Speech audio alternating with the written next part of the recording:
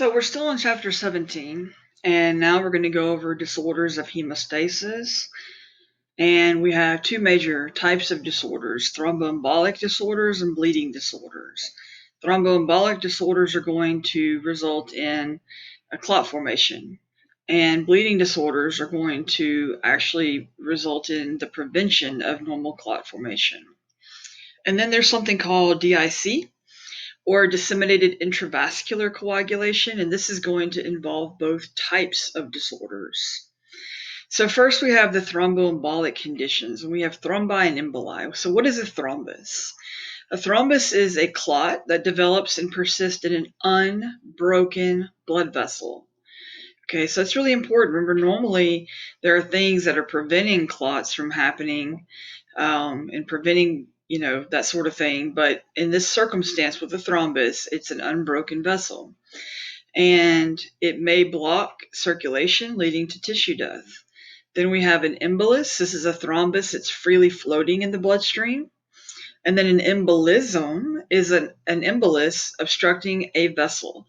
So, for example, you could have a pulmonary emboli or a cerebral emboli.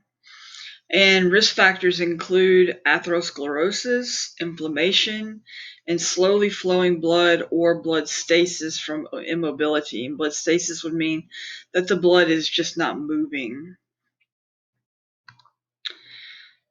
So we talk about anticoagulant drugs that are used to prevent undesirable clotting, and one is aspirin. And then we also have heparin and warfarin, but we'll talk about aspirin first.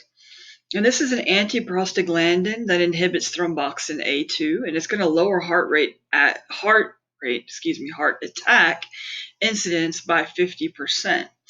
And then we have heparin, and this is going to be used pre- and post-operative in cardiac care, as well as to prevent venous thrombosis. And then warfarin, as well as direct anticoagulants, are going to reduce the risk of stroke in patients prone to atrial fibrillation, in which blood pools in the heart.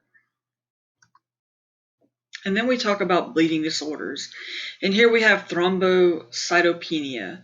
And this is a deficient number of circulating platelets. And what ends up happening is something called petechia. And we're going to see this on the very next slide. Or here, I'll just show you now.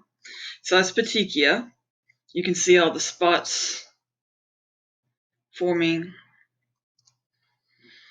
And this is as a result of spontaneous and widespread hemorrhage. This is due to suppression or destruction of bone marrow. So examples that would cause this would be malignancy, like cancer, radiation or drugs. A platelet count of less than 50,000 per microliter is diagnostic, and then treatment is going to be a transfusion of concentrated platelets. Impaired liver function can also cause bleeding disorders. There can be an inability to synthesize procoagulants or clotting factors. Causes include vitamin K deficiency, hepatitis, or cirrhosis. And those are both liver diseases, hepatitis and cirrhosis. And then liver disease can also prevent the liver from producing bile, which is needed to absorb fat and vitamin K. And then we have the bleeding disorder that you've heard of, and it's hemophilia. And this actually includes several different similar hereditary bleeding disorders. Hemophilia A is the most common, and this one's due to a factor 8 deficiency. Hemophilia B, a factor 9. Hemophilia C, a factor 11.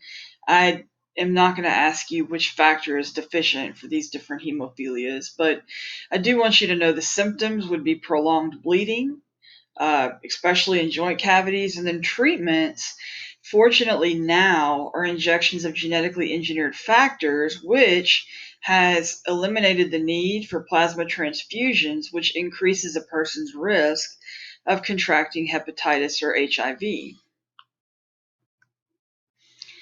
And then finally, we have disseminated intravascular coagulation, or DIC. So this is going to involve both widespread clotting and severe bleeding. So what we have first is the clotting. The clotting is going to occur in intact blood vessels, and it's going to block blood flow, which is bad. on its own.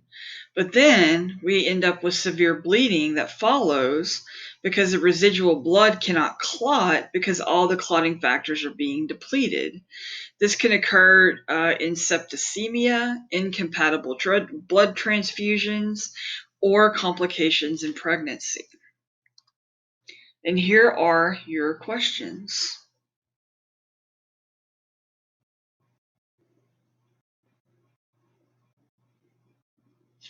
That's all I have for you for this talk.